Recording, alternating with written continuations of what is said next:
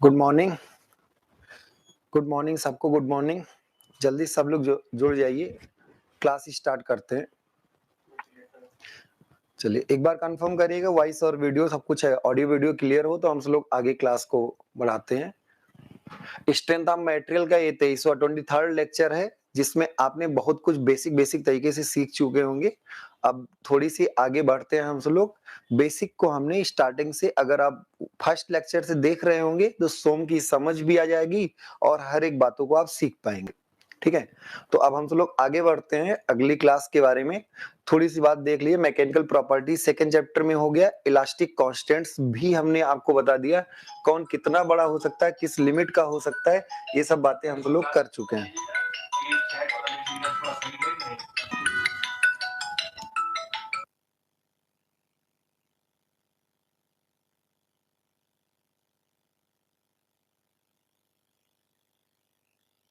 सबके क्लियर है सारी चीजें? ठीक है, एक बार कंफर्म कर दीजिए वॉइस क्लियर है कि नहीं, तो हम सब लोग फिर आगे बढ़ते हैं, आगे की क्लास को स्टार्ट करते हैं। क्लास 23 सेकेंड चैप्टर का एकदम अंतिम पड़ाव है। इसके बाद कल क्वेश्चन होगा फर्स्ट चैप्टर का। कल हम सब लोग फर्स्ट चैप्टर के सारे क्वेश्चंस करेंगे। ठीक है, तो क्वेश्चंस आप सब लोग प्रैक्टिस कर लीजिए। डीआरडीओ सीवीटी 1 का डेट भी आ गया। डेट क्या, एडमिट कार्ड आप डाउनलोड भी कर लिए होंगे, आप अपने सिटी के बारे में जान लिए होंगे, तो अपना रिजर्वेशन करा लें अपनी सुविधा के अनुसार। किसका यहाँ क्या करना है, कैसे रुकना है, क्या करना है, तो वो सारी चीजें आप समझ लीजिए। ठीक है, तो हम सब लोग आगे क्लास बढ़ाते हैं। आप नॉन टेक पे थोड़ा सा इस समय ज्यादा ध्यान दें, बस टेक्निकल जैसे आप कुछ तो पढ़ते रहे ना, क्योंकि अचानक से सीबीटी 2 क्लियर नहीं होगा, उसके लिए भी आपको बेसिक तरीके से पढ़ना ही पड़ेगा। ठीक है, तो टेक्निकल भी डेली कुछ ना कुछ पढ़ते रहें। नॉन टेक इस समय विशेष रूप से ध्यान दें आप, और नॉन टेक की क्लासेस डेली चल रही होंगी। ठीक है,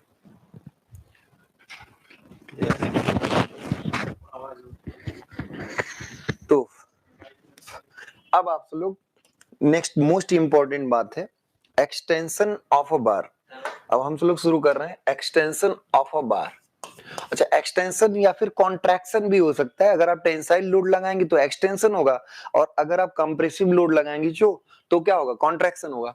तो एक्सटेंशन ऑफ अ बार,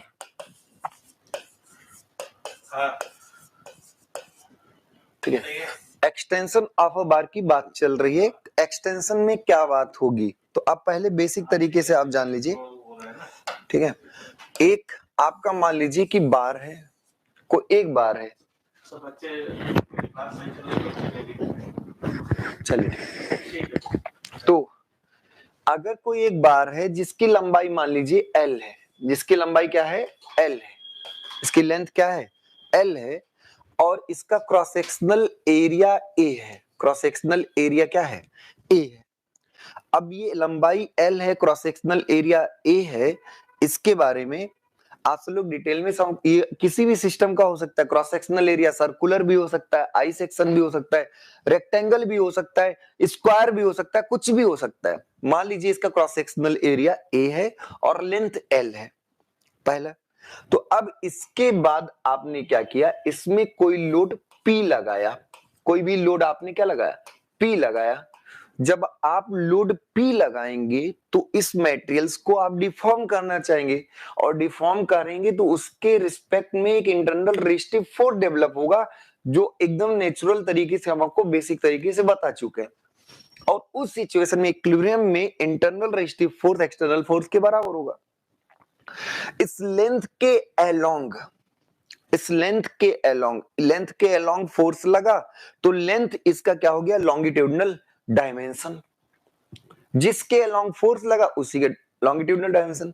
तो अब इसमें आप हुक्स लॉ लगा सकते हो भी, कहां तक, प्रोपोर्शनल लिमिट तक। और हुक्स लॉ क्या है, stress is proportional to strain, और प्रोपोर्शनलिटी कांस्टेंट हटाए तो आ गया E इंटू एप्सिलॉन। अब यहां पर स्ट्रेस का अगर हम मान देखें तो स्ट्रेस क्या होगा, P अपान A। अब देखिए, जब आपने P अपान A लिखा तभी आप सोच पाए कि पहली बात तो ये इक्विलिब्रियम में है, दूसरी बात A इसका कांस्टेंट होना चाहिए। नहीं, आप खुद सोचिए कि गुरुजी हम कहां का A लेंगे। अगर A बदल रहा होगा तो किस जगह का ए लेंगे? तो ये आप तुरंत कहोगे कि ये फॉर्मूला तब लिख रहे हैं जब ए क्या हो, ए क्या हो, कांस्टेंट हो। कांस्टेंट को आप यूनिफॉर्म भी कह ही सकते हैं, क्या हो, यूनिफॉर्म हो। अब ए कांस्टेंट, तो ऐसा कोई भी मेंबर, ध्यान सुनिएगा बात, ऐसा कोई भी मेंबर जिसका लेंथ के अलोंग क्रॉस सेक्शन क्या हो, कांस्टेंट हो। ऐसा कोई भी मेंबर जिसका लेंथ के अलोंग क्रॉस सेक्शन क्या हो, कांस्टेंट हो, तो उसको हम क्या बोल देते हैं, प्रिज्मेटिक बार। क्या बोल देते हैं, प्रिज्मेटिक बार। तो प्रिज्मेटिक बार का मतलब क्या है कि ऐसा नहीं कि प्रिज्मेटिक का बार मतलब सर्कुलर क्रॉस सेक्शन, ऐसा नहीं है। सर्कुलर क्रॉस सेक्शन होना प्रिज्मेटिक नहीं, कोई भी क्रॉस सेक्शन हो, ट्रायंगुलर हो, आई सेक्शन हो, स्क्वायर हो, कुछ भी हो, पर वो पूरी लंबाई के अलोंग समान हो। The member having uniform cross sectional area, the member having क्या, uniform cross sectional area throughout the length is known as prismatic bar या प्रिज्मेटिक मेंबर। तो ये आपका प्रिज्मेटिक। तो जब आपने P बाई ए लिखा तो आप खुद ही सोच पा रहे हैं कि ए कांस्टेंट होना चाहिए, तभी कहीं का ए ले लो, कहीं का भी ए ले लो। और ई तो आपका मटेरियल प्रॉपर्टी, इलास्टिक कांस्टेंट, जो आप स्ट्रेस स्ट्रेन डायग्राम के इनिशियल स्लोप से निकालते हैं। और डेल्टा एप्सिलॉन क्या है, एप्सिलॉन मान लीजिए कि इस लंबाई में परिवर्तन जो हो गया वो डेल्टा हो गया। तो change in length upon length जो होता है वही तो स्ट्रेन होता है। Change in length upon length ही जो होता है वही क्या होता है, स्ट्रेन होता है। अब ध्यान सुनिए, पहली बात तो ये लॉन्गिट्यूडिनल हुक्स लॉ इसमें वैलिड होना चाहिए, विद इन प्रोपोर्शनल लिमिट तक लोड होना चाहिए, और लॉन्गिट्यूडिनल स्ट्रेस स्ट्रेन के रिलेशनशिप्स हैं। दूसरी बात कांस्टेंट एरिया होना चाहिए, और तीसरी बात मटेरियल एक ही होना चाहिए, यानी कि आधा पार्ट का ई अलग है और आधे पार्ट का अलग ही है। मतलब किसी सिंगल मेंबर का यूनिफॉर्म क्रॉस सेक्शनल का मेंबर है तब ये फॉर्मूला वैलिड है। और ये फॉर्मूला है क्या, फिर यहां से निकालेंगे तो डेल्टा इक्वल टू जो आएगा वो PL अपान AE आएगा। तो delta equal to PL upon AE कब लगा सकते हैं, पहली बात,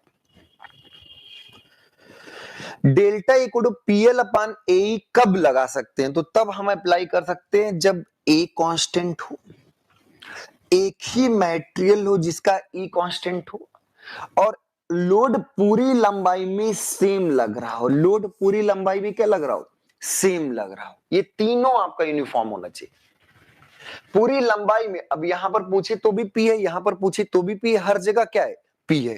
तो delta equal to PL upon AE means extension और contraction equal to PL upon AE तब होता है जब हर एक सेक्शन में लोड समान हो और सेक्शन समान हो और एक ही मटेरियल का ही पार्ट हो, मतलब इलास्टिक मॉडुलस क्या हो, कांस्टेंट हो। ऐसा कोई मेंबर ना हो जिसका आधा किसी और मटेरियल का हो, आधा किसी और मटेरियल का हो, तो ई बदल जाएगा, तब ये फॉर्मूला नहीं लगेगा। अगर यही टेपर बार है, अगर यही क्या है, टेपर बार है, तो उसमें भी क्रॉस सेक्शनल एरिया अलग अलग होगा, उसमें नहीं लगेगा, उसमें फार्मूला यूज नहीं होगा। तो अनुराग जी वॉइस क्लियर है, एक बार आप बताइए, वॉइस ऑडियो वीडियो सब कुछ क्लियर है? अगर ऑडियो वीडियो क्लियर है तो आप ये ध्यान रखिएगा, delta equal to PL upon AE लगाने से पहले पूछिए कि गुरुजी क्या ये एक ही मटेरियल का, हाँ, क्या एरिया क्रॉस कांस्टेंट है, हाँ, क्या लोड पूरी लंबाई में कांस्टेंट है, तो ये सारी चीजें आप पूछेंगे। अगर ऐसा है तो सही बात है, क्लियर है। आगे बढ़े, अब आगे बढ़ सकते, इस फार्मूले की लिमिटेशन क्या है, ठीक है। तो delta equal to PL upon A is delta equal to PL upon AE is valid only for delta equal to PL upon AE is valid किसके लिए, is valid only for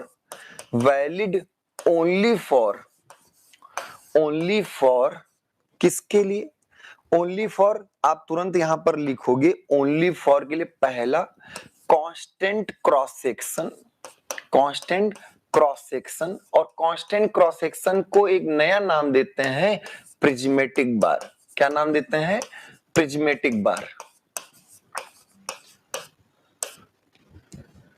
और क्या होगा, सिंगल मटेरियल क्या हो, single material means क्या है, ई जो हो वो क्या हो, कांस्टेंट हो, ई जो हो क्या हो, कांस्टेंट हो। और ये valid for load is constant through out the length, load is constant through out the length.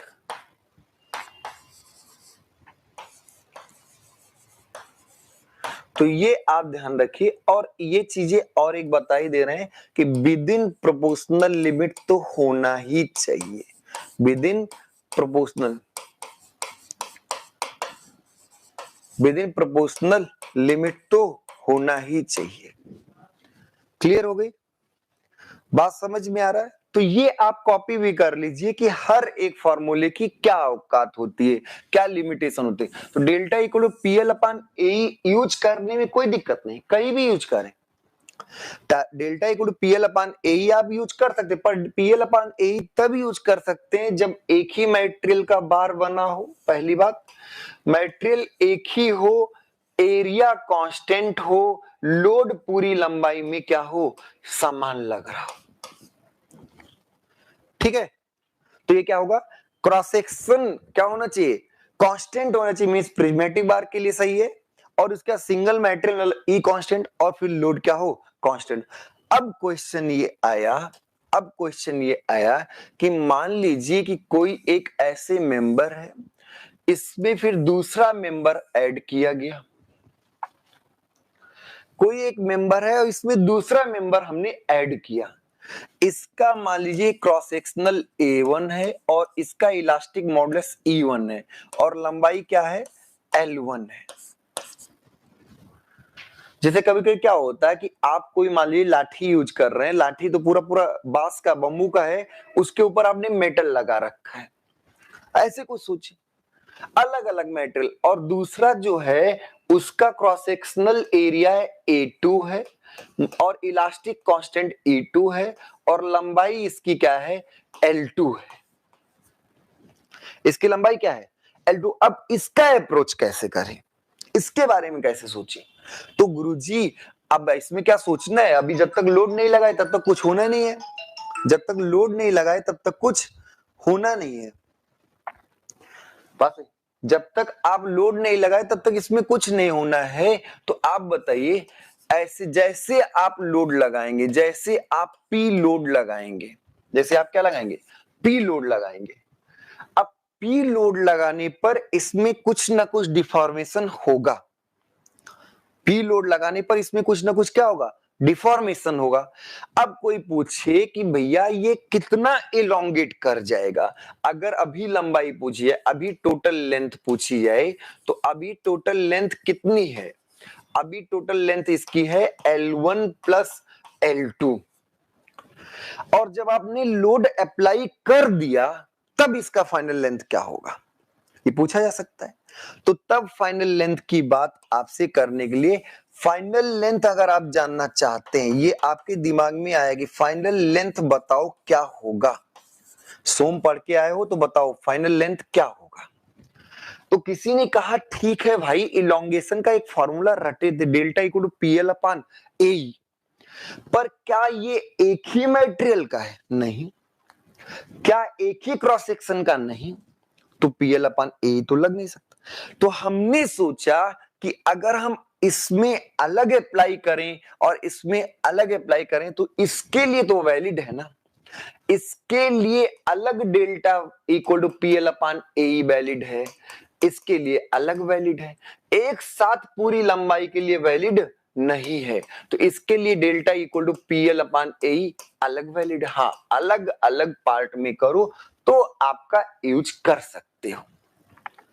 अब जब इसके लिए यूज करें तो क्या इसके पूरी लंबाई में लोड P है, अभी जंक्शन लोड नहीं लगा रहे हैं, जितने केसेस कराएंगे सब इसी में से ही कोई होगा, अभी हम आपको शुरू के। तो क्या इतने लोड में हर जगह, हर एक फाइबर में जितने फाइबर कट करोगे हर जगह P से खिंचाव है कि नहीं। तो हर जगह लोड क्या है, इतने में कांस्टेंट। तो अगर हम इसका डेल्टा 1 निकालें, अगर हम इसका क्या निकालें, डेल्टा 1 निकालें, तो इसके लिए डेल्टा 1 जो होगा वो क्या होगा, लोड वही P है, हर जगह लोड, अभी बीच में जंक्शन लोड नहीं लगा रहे, और क्या लंबाई L1 है अपान A1 E1 होगा। अब देखिए लोड कैसे निकाल, तो आप कहीं भी इस सेक्शन पर कहीं भी खड़े हो जाइए, और चाहे बाएं देखें चाहे दाएं, चाहे बाएं देखें चाहे दाएं देखें, तो गुरुजी हम लेफ्ट देख रहे हैं तो भी पी से खिंचाव है, और राइट देख रहे हैं तो भी पी से खिंचाव है, दोनों तरफ में से किसी एक तरफ आप देख सकते हैं, जो निकल के आए वही लोड है। तो लोड P था, लंबाई क्या थी L1, cross sectional area A1 और मॉडुलस ऑफ इलास्टिसिटी E1। इसके लिए जब आप डेल्टा 2 निकालोगे तो इसके लिए डेल्टा 2 क्या आएगा, लोड वही है, आप इस सेक्शन पे कहीं भी जाइए, इसमें कहीं भी जाइए तो लोड चाहे इधर देखे चाहे उधर, तो लोड वही है PL2 अपान क्या आ गया, A2 E2 आ गया। अब टोटल इलोंगेशन क्या होगा, टोटल इलोंगेशन क्या होगा, टोटल इलोंगेशन, तो टोटल इलोंगेशन जो होगा वो क्या होगा, टोटल इलोंगेशन आपका delta 1 plus delta 2, delta 1 plus delta 2। अब यहां पर अगर हम देखें तो PL1 अपान A1 E1, PL1 अपान A1 E1 प्लस PL2 अपान A2 E2। तो आपको टोटल इलोंगेशन पता चल गया। अगर आपको टोटल इलोंगेशन पता चल गया तो आप ध्यान रखिए कि आप आसानी से फाइनल लेंथ बता सकते हैं। तो ऐसे केसेस में कुछ नहीं करना है, बस आसानी से आप बता सकते हैं कि L1 plus L2 plus total elongation क्या होगा, डेल्टा टोटल, तो ये होगा डेल्टा टोटल। एकदम आसान तरीके से, कुछ नहीं करना, आप बस केवल एक क्षण के लिए रोकिए कि कौन सा फार्मूला कब यूज कर सकते हैं। तो हाँ, अलग पूरे लेंथ में एक साथ नहीं लगा सकते थे, अलग अलग कर सकते थे, अलग इसमें लगाए अलग इसमें लगाए, इसका इलोंगेशन अलग निकाले इसका इलोंगेशन अलग निकाले, और अल्टीमेटली हमें टोटल इलोंगेशन पता चल गया और फिर हमने आंसर बता दिया। एकदम क्लियर है।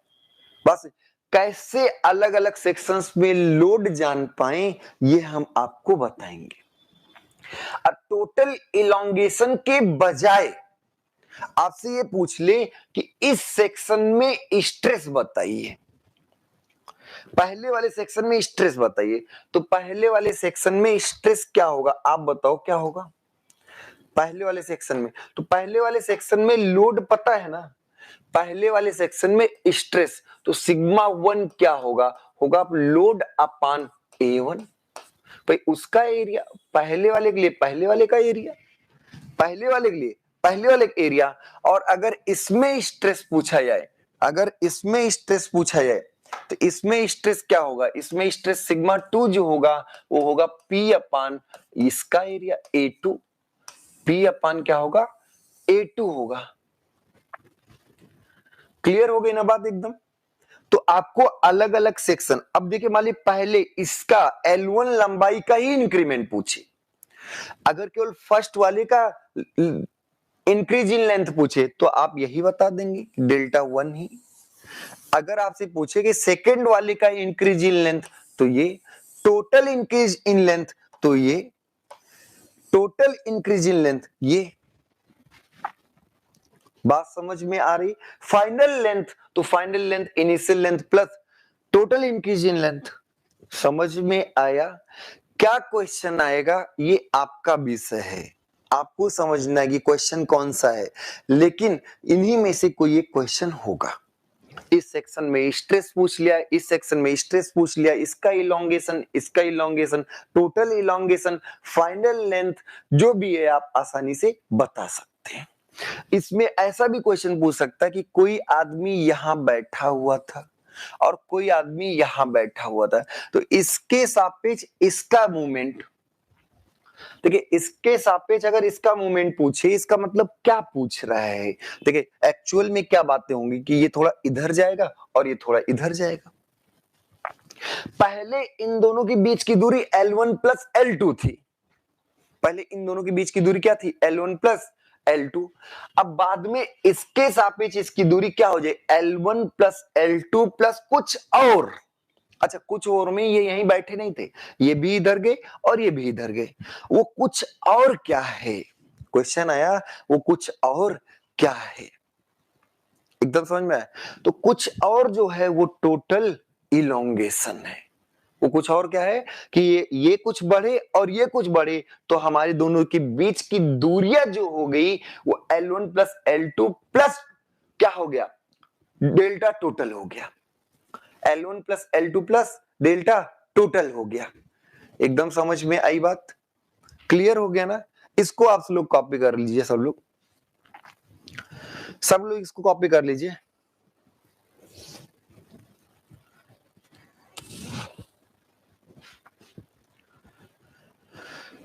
चलिए स्क्रीनशॉट आप ले लिए होंगे, तो अब हम सब लोग फिर आगे बढ़ते हैं।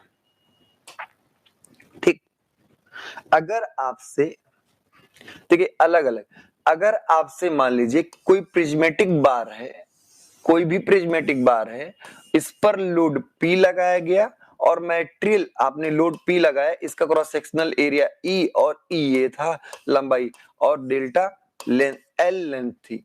तो इसमें P लोड लगाने पर इलोंगेशन जो होगा वो PL अपान AE होगा, इसमें कोई डाउट नहीं है। पहला केस ये हो गया।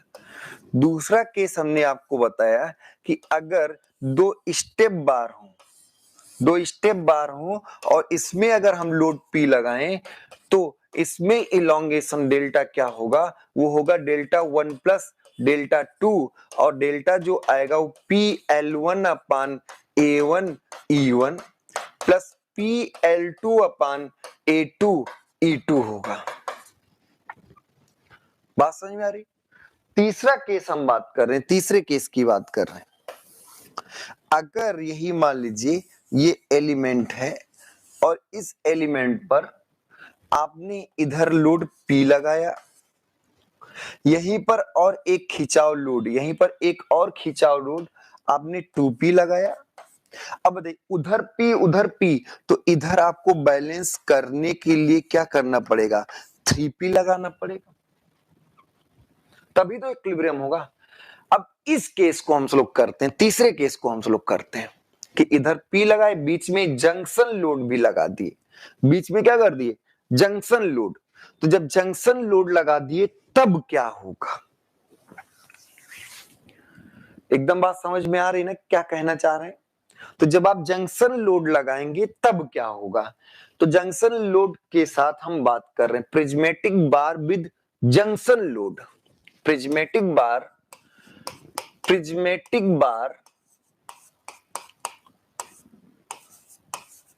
क्या होगा? With junction load. किसी एक जंक्शन पर लोड लग गया, जंक्शन मतलब जहां ज्वाइंट हो रहा है। Prismatic bar with junction load, इसकी बात हम लोग कर रहे हैं। अब पहले इसमें ध्यान दीजिएगा कि क्या क्या बातें हो रही हैं। ऐसे मान लीजिए हम एक जनरलाइज कर रहे हैं, खूब ढेर सारा प्रिज्मेटिक बार बना दे रहे हैं, पर्टिकुलर ढेर सारे बना दे रहे हैं। इसका एरिया A1 और मॉडुलस ऑफ इलास्टिसिटी E2, लंबाई L1, इसका A2 E2 और यहां पर L2, ऐसे इसका A3 E3 और यहां पर L3।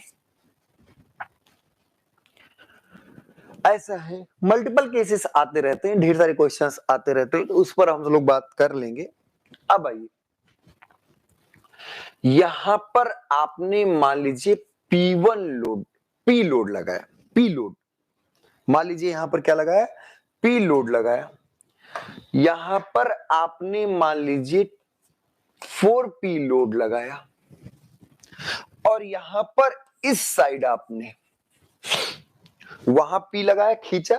आप सोचिए कैसे खींचे होंगे आप? यहां कोई प्लेट लगा के ऐसे खींच दिए, ऐसे यहां पर कोई चीज हुक फंसा के ऐसे खींच दिए, जंक्शन लोड। और यहां पर हम इधर 5p लोड मान लीजिए लगा दिए, 5p लोड। अब इधर इस पर इधर खिंचाओ, इधर खिंचाओ, तो इधर खिंचाओ का मतलब जब आप उन सबको इधर खींचोगे तो इधर इसको दबाओगे, जब उन सबको इधर खींचोगे तो इसको क्या करोगे, दबाओ। अब ओवरऑल इक्विलिब्रियम होना चाहिए। अब अगर ओवरऑल इक्विलिब्रियम है, 4p उधर है, 4p उधर है, 5p इधर है, 5p के बजाय इसको 8p ले लीजिए, इसको क्या ले लीजिए, 8p ले लीजिए। बात समझ में आ रही? तो 4p उधर, 4p उधर, 5p उधर हो गया और 8p इधर हो गया। तो जब इधर से हम 3p लगाएंगे, अब देखिए ये ओरल बता दिया, आपने कहा कि नहीं हमें इधर का नहीं मालूम, तो कुछ मान लो, कुछ लोड मान लो, और मानने के बाद नेट तो जीरो होना चाहिए ना। और नेट अगर जीरो होना चाहिए तो आप खुद बताइए नेट कैसे जीरो होगा, 3p उधर, 4p उधर और 1p उधर, तो नेट 8p उधर हुआ और 8p इधर है, तभी तो नेट बैलेंस हुआ। अगर यहाँ का लोड आपको नहीं भी मालूम है तो टेंशन मत लीजिए, कुछ मान लीजिए कि गुरुजी यहाँ पर मान लीजिए x लगा, तो x plus 4p plus p equal to 8p। अगर इसको हम x मान लेते हैं तो आप कहोगे x plus 4p plus p, सारे लेफ्ट साइड का मिला के राइट साइड का हो गया, तो यहां से x इक्वल टू क्या आ गया, 3p आ गया, और वही हम माने थे। इसको अगर x मान ले तो x plus 4p plus p equal to क्या हो जाएगा, 8p, और x का मान निकल आएगा। क्लियर हुई बात? तो अब आपको लोड क्लियर है, आप चाहे इससे निकालें चाहे जिससे निकालें, आप आसानी से कर सकते हैं। चलिए x का मान आपको पता हो गया, यहां पर लोड इक्विलिब्रियम हो गया। अब एक टर्म आता है नॉर्मल फोर्स डायग्राम। क्या बोला हमने, क्या बोला, हमने बोला नॉर्मल फोर्स डायग्राम। हमने आपसे क्या बोला, नॉर्मल फोर्स डायग्राम।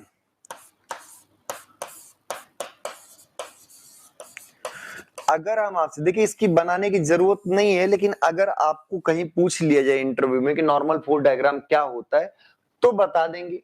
अब बताइए डायग्राम जहां भी वर्ड आए, जैसे स्ट्रेस स्ट्रेन डायग्राम, तो स्ट्रेस स्ट्रेन डायग्राम क्या था, स्ट्रेस और स्ट्रेन के बीच का ग्राफ था। ऐसे जब हम आपसे कहें नॉर्मल फोर्स डायग्राम, तो किसके किसके बीच, नॉर्मल फोर्स और डिस्टेंस और लेंथ जो भी है, नॉर्मल फोर्स और लेंथ के बीच का जो ग्राफ बनेगा वही आपका क्या होगा, नॉर्मल फोर्स डायग्राम होगा। इस पर आपने क्या लिख दिया, नॉर्मल फोर्स, इस एक्सिस पर आपने क्या लिख दिया, नॉर्मल फोर्स, और इस एक्सिस पर लंबाई। अच्छा इसको अगर आप बना लेते हैं, पहला क्वेश्चन कि नॉर्मल फोर्स डायग्राम क्या है, तो नॉर्मल फोर्स अलग अलग सेक्शन में नॉर्मल फोर्स और लंबाई के बीच का जो भी ग्राफ होता है वो नॉर्मल फोर्स डायग्राम कहलाता है। वो क्या कहलाता है, नॉर्मल फोर्स डायग्राम। क्लियर है, क्लियर है, बात समझ में आ रही, ठीक। अब क्वेश्चन ये है कि नॉर्मल फोर्स डायग्राम बनाया कैसे जाए। तो देखिए नॉर्मल फोर्स अगर टेंसाइल होगा, एक बात अपने से हमेशा के लिए नोट कर लीजिए कि अगर नॉर्मल फोर्स आपका टेंसाइल आया तो पॉजिटिव, अगर नॉर्मल फोर्स कंप्रेसिव आया तो निगेटिव। और टेंशन क्या होता है, टेंसाइल क्या होता है, जो ऐसा जो बल जो दूरियां बढ़ा दे, किसके बीच की दूरियां, पार्टिकल्स के बीच की डिस्टेंस बढ़ा दे, वो क्या कहलाएगा, टेंसाइल फोर्स। और ऐसा कोई भी फोर्स जो दूरियां कम कर दे वो क्या होगा, कंप्रेसिव फोर्स। तो जब खिंचातानी, जब झगड़े होते हैं, टेंशन में टेंशन रहता है, तो मन करता है छोड़ छाड़ के भाग जाए दुनियादारी, ठीक है। तो टेंशन दूरियां बढ़ाता है, कंप्रेशन दूरियां कम करता है। या फिर ऐसा कोई भी बल जो दूरियां बढ़ाए, किन्हीं दो पार्टिकल के बीच के डिस्टेंस को बढ़ाए, टेंसाइल फोर्स, और ऐसा कोई भी बल जो किन्हीं दो पार्टिकल के बीच की डिस्टेंस को घटाए, शॉर्ट करे लंबाई को, वो कंप्रेसिव फोर्स। क्लियर हो गई ना बात, एकदम समझ में आ रहा है ना, एकदम से सब कुछ समझ में आ रहा है ना। आगे बढ़े, आगे बढ़े, ठीक है। तो normal force diagram normal force diagram क्या है? नॉर्मल फोर्स और डिस्टेंस के बीच बना ग्राफ ही नॉर्मल फोर्स डायग्राम है। अब ऐसे सिचुएशन में इसको कैसे हम सॉल्व करें, इसको हम कैसे सॉल्व करें? तो गुरुजी कुछ नहीं करना है, नॉर्मल फोर्स के बारे में जानना है। जब भी जिस भी सेक्शन के बारे में आपसे पूछा जाए कि नॉर्मल फोर्स बताओ, एक ही नियम और इकलौता नियम, जिस भी सेक्शन, जैसे इसमें अगर इस सेक्शन की बात करें, हम आपसे इस सेक्शन की बात करें, तो इसमें कहीं भी सेक्शन पर खड़े हो जाइए, कहीं भी किसके पास सेक्शन पर खड़े हो जाइए और सेक्शन पे खड़े होके सुरती बनाइए। सुरती बनाते वक्त पूछ रहे हैं दाएं मन किया, दाएं आपको पसंद है तो दाएं देखिए, बाएं पसंद है तो बाएं। छत पर खड़े होके किस तरफ देखोगे? उसी तरफ देखोगे जिधर चीजें पसंद आएंगी। तो आपको क्या करना है, आपको वहां सेक्शन पर खड़े होके चाहे राइट साइड देखिए चाहे लेफ्ट साइड देखिए, जिधर आपकी मर्जी, किसी के मर्जी लेफ्ट साइड। अधिक कोशिश यही करिए जहां से आसानी से काम बन जाए। अब जैसे यहां खड़े हुए लेफ्ट साइड देखिए 3P दबाए जा रहा है। लेफ्ट साइड देखिए तो आप खुद बताइए 3P दबा रहा कि नहीं? तो दबा रहा 3P, तो -3P आ गया बस। माइनस क्यों भाई? तो पूरी लंबाई में कंप्रेसिव 3P है, पूरी लंबाई। अब कह दो गुरुजी हम इधर देखें, हमें दाहिने अच्छा लगता है, हमें राइट साइड बहुत पसंद है, हमारी वाली राइट साइड है। तो अगर राइट साइड है तो आप बताओ P खींच रहा? हाँ गुरुजी 4P खींच रहा। आप 5P और 4P इधर सबको देखना पड़ेगा ना, किसी छोड़ना नहीं है, जितने हैं सब। इधर अकेले थे तो अकेले देख के मामला निपट गया था। इधर जब आप आए तो 4P खींचा, हाँ खींचा, 4P खींचा, हाँ खींचा। 8P क्या कर रहा है? 8P दबा रहा है। तो 4 और 5 तो खींच रहे हैं, 8P क्या कर रहे हैं? दबा। आप खुद सोचिए, उधर ले जा रहे हैं, 8P इधर लेके आ रहा कि नहीं, इधर लाना चाह रहा कि नहीं? तो जब आप चाहे जहां खड़े हो सुरती भी ऐसे मलते हुए, चाहे इस साइड चाहे उस, तो बाई साइड देखे 3P कंप्रेसिव और राइट साइड देखे तब भी 3P कंप्रेसिव, क्योंकि 5P टेंसाइल 8P कंप्रेसिव, तो 3P। तो इस पूरे सेक्शन में 3P कंप्रेसिव। तो ये क्या हो गया कि गुरुजी जिस जिस सेक्शन में जाएंगे, लंबाई के अलोंग जिस जिस सेक्शन में जाएंगे, हर जगह नॉर्मल फोर्स 3P बशर्ते कंप्रेसिव, तो -3P। अब इस सेक्शन पर आइए, आपसे हम कहे कि नहीं हम इस सेक्शन पर आएंगे, इस सेक्शन पे आओ, कोई दिक्कत नहीं।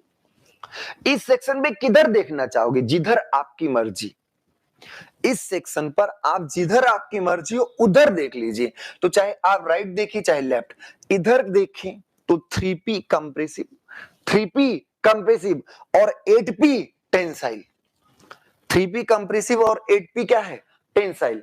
आप एलो वाले पर खड़े होकर लेफ्ट साइड देखिए चाहे राइट साइड देखिए, तो लेफ्ट साइड या राइट साइड किसी भी तरफ आप देखिए, आपको सारी चीजें क्लियर होंगी।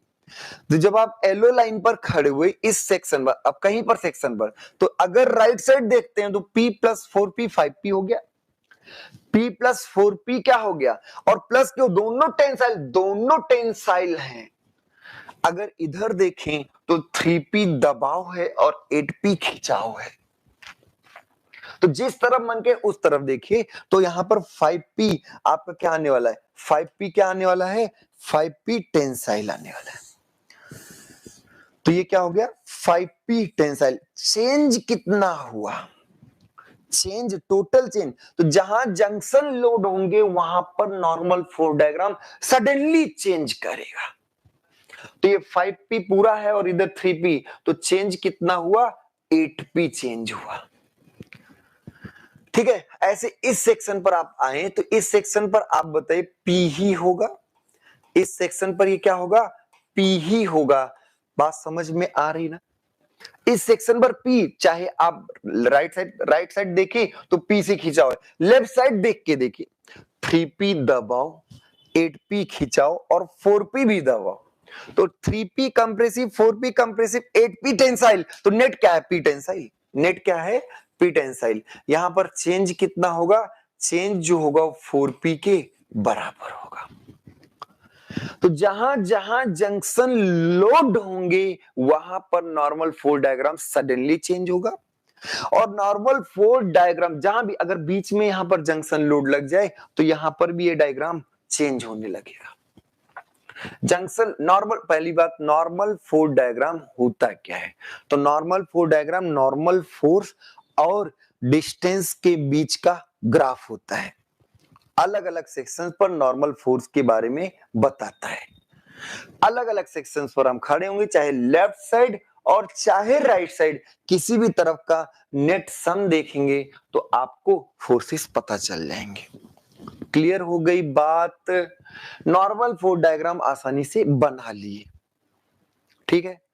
अब नॉर्मल फोर्स डायग्राम से फायदा क्या है गुरुजी, काहे को बनाए ये बताओ। तो इस डायग्राम को देख के हम ये बता पाएंगे किस सेक्शन में कितना नॉर्मल फोर्स है, किस सेक्शन में कितना नॉर्मल फोर्स है और किस नेचर का है, किस नेचर का है। बात क्लियर हो रही? अब जैसे हम मान लीजिए L1 लंबाई पर बात करें तो पूरे L1 लंबाई के नीचे ग्राफ देखिए 3p लगा हुआ है, माइनस में वो भी, मतलब L1 लंबाई में कंप्रेसिव फोर्स 3p लग रहा होगा। ऐसे L2 लंबाई में बात करें तो 5p। नॉर्मल फोर्स डायग्राम को देखें, अब कैलकुलेशन एक ही बार तो कर चुके हैं ना। देखिए इसका कोई यूटिलाइजेशन है नहीं, क्योंकि कैलकुलेशन करके ये बनाते तो फायदा तो नहीं है, क्योंकि कैलकुलेशन तो ऐसे फिर कर लेते। लेकिन हाँ, अगर ये ग्राफ देख के बात करें तो इस सेक्शन में आप कहोगे 5p टेंसाइल स्ट्रेस है, लोड है। 5p क्या है? टेंसाइल लोड है। ऐसे अगर हम L3 लंबाई में देखें तो ग्राफ बता रहा है कि P फोर्स है, पूरी लंबाई में P फोर्स है और वो भी टेंसाइल है। वो भी क्या है? तो नॉर्मल फोर्स डायग्राम अलग अलग सेक्शंस में, मतलब हर अलग अलग क्या, हर एक सेक्शन में नॉर्मल फोर्स की वैल्यू को बताता है। और नॉर्मल फोर्स की वैल्यू पता हो जाने पर इलोंगेशन निकालना आसान हो जाता है, स्ट्रेस निकालना आसान हो जाता है। क्लियर हो गई बात? एकदम समझ में आ रहा ना? नॉर्मल फोर्स डायग्राम बना लोगे किसी भी लोडिंग का, किसी भी लोडिंग का, तो लंबाई के अलोंग अलग अलग क्रॉस सेक्शन में नॉर्मल फोर्स के ग्राफ जो होता है नॉर्मल फोर्स डायग्राम कहलाता है। क्लियर हुई बात? आगे बढ़ते हैं। अब कोई अगर आपसे पूछे कि L1 लंबाई वाले मेंबर में स्ट्रेस बताइए, L1 लंबाई वाले मेंबर में क्या बताइए? स्ट्रेस बताइए। तो L1 लंबाई वाले मेंबर में स्ट्रेस क्या होगा आप बताइए। L1 लंबाई में अगर इसमें स्ट्रेस सिग्मा 1 पूछे तो क्या होगा? -3p/A1 होगा। भाई लोड अपन एरिया, कुछ नहीं करना है, लोड अपन एरिया, और लोड क्या? -3p खुद ही चिल्ला के बता रहा है कि कंप्रेसिव होगा। ऐसे A2 वाले में अगर हम सिग्मा 2 की बात करें, अगर हम आपसे कहें सिग्मा 2 बताइए, तो सिग्मा 2 जो होगा वो क्या होगा? वो होगा 5p/A2 प्लस के माइनस।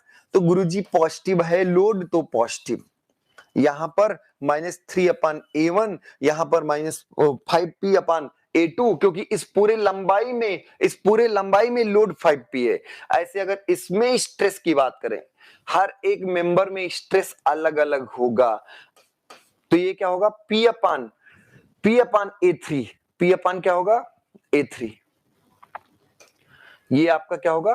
P। अच्छा P ही क्यों लिए? क्योंकि इस पूरे मेंबर में फोर्स जो है वो P है और A3 क्या है? एरिया। तो अब आपसे ये पूछ सकता है कि अलग अलग मेंबर्स में स्ट्रेस बताइए, बता दिए। अलग अलग मेंबर्स में स्ट्रेस भी बता दिए। अलग अलग मेंबर में लोड पूछ ले, लोड भी बता दिए कि इसमें होगा 3p कंप्रेसिव, इसमें होगा 5p टेंसाइल, इसमें होगा p टेंसाइल। तो स्ट्रेस भी बताए, लोड भी बताए। अब बारी किसकी है? अब डिफॉर्मेशन की बारी है। अब किसकी बारी है?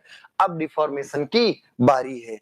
तो अगर हम आपसे डेल्टा 1 पूछें तो आप क्या बताओगे? डेल्टा 1 जो होगा वो क्या होगा? होगा -3p load, -3p up into L1/A1 E1। जैसा वैसे, माइनस प्लस को घबराना नहीं है, जैसा वैसे। ऐसे अगर हम आपसे डेल्टा 2 पूछे तो डेल्टा 2 क्या होगा? वो होगा 5p इंटू L2/A2 E2। ऐसे अगर डेल्टा 3 पूछे आपसे तो डेल्टा 3 क्या होगा?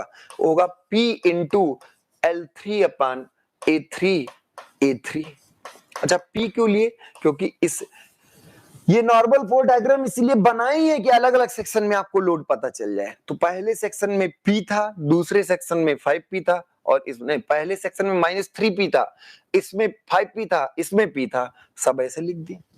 तो अलग अलग सेक्शन का डिफॉर्मेशन भी हम कैलकुलेट कर लिए, अलग अलग सेक्शन का डिफॉर्मेशन भी हमें पता चल गया। अब अगर कोई पूछे कि इसके सापेक्ष इस पॉइंट का डिफॉर्मेशन, तो यही तीनों को ऐड, अगर इसके सापेक्ष इसका डिफॉर्मेशन पूछे तो क्या होगा? तीनों का समेशन। एक बात और बताइए, एक बहुत मोस्ट इंपॉर्टेंट बात, अगर हम आपसे कहें कि इसके सापेक्ष इसका डिफॉर्मेशन बताइए, मतलब ये दोनों पहले L1 दूरी पर थे ना, अब इन दोनों के बीच कितनी दूरी कम या ज्यादा हुई है? तो अगर हम इसके सापेक्ष इसका डिफॉर्मेशन पूछ रहे हैं, मतलब Δ1 पूछ रहे हैं कि टोटल पूछ रहे हैं? सिर्फ Δ1 पूछ रहे हैं, सिर्फ क्या पूछ रहे हैं? Δ1। समझ में आया? और सापेक्ष की बात को हम लोग कर लेंगे डिटेल में। तो अब हमारे ख्याल से आपको पहले फोर्स निकालना, फिर स्ट्रेस निकालना, फिर अलग अलग डिफॉर्मेशन निकालना। टोटल डिफॉर्मेशन के लिए इसको क्या करना पड़ेगा? ऐड करना पड़ेगा। टोटल डिफॉर्मेशन के लिए तीनों क्या करना पड़ेगा? ऐड करना पड़ेगा। तो कल हम सब लोग न्यूमेरिकल सेक्शन भी ज्वाइन करेंगे, और आज के लिए इतना ही करते हैं शॉर्ट में, क्योंकि अब थोड़ा सा टेक्निकल को आप भी कम वेटेज दीजिए और नॉन टेक पर ज्यादा ध्यान दीजिए, क्योंकि एग्जाम आपका नजदीक है, एग्जाम आप क्वालिफाई कर लेंगे। मेहनत करिए, टेंशन लेने की जरूरत नहीं है, बस अच्छे से पढ़ाई करते रहिए। फिर हम सब लोग टेक्निकल को भी थोड़ा पेस देंगे, जिसे CVT 2 तक आप काफी कुछ सीख जाए। अभी CVT 1 को लेकर खूब अच्छे से तैयारी करें। कल हमने प्लानिंग थोड़ी सी आपको बता दी थी, तो सब लोग DRDO की अच्छे से तैयारी करें, खुश रहें, मस्त रहें। आज के सेशन में क्या चीजें कैसा लगा इसके बारे में भी बताएं, और फिर अगर कोई चीज नहीं समझ में आई तो कल हम इसको और डिटेल में कराएंगे, और भी परेशान होने की जरूरत नहीं है। नॉर्मल फोर्स डायग्राम में कुछ नहीं करना, चाहे लेफ्ट साइड देखो चाहे राइट साइड, नेट फोर्स आपको बता देना, ग्राफ बना देना है। ठीक है, तो आज के लिए इतना ही करते हैं। खुश रहिए, मस्त रहिए, अपना और अपनों का ख्याल रखिए, अपने स्वास्थ्य का भी ध्यान रखिएगा। ठीक है, आज के लिए इतना ही। बहुत बहुत धन्यवाद।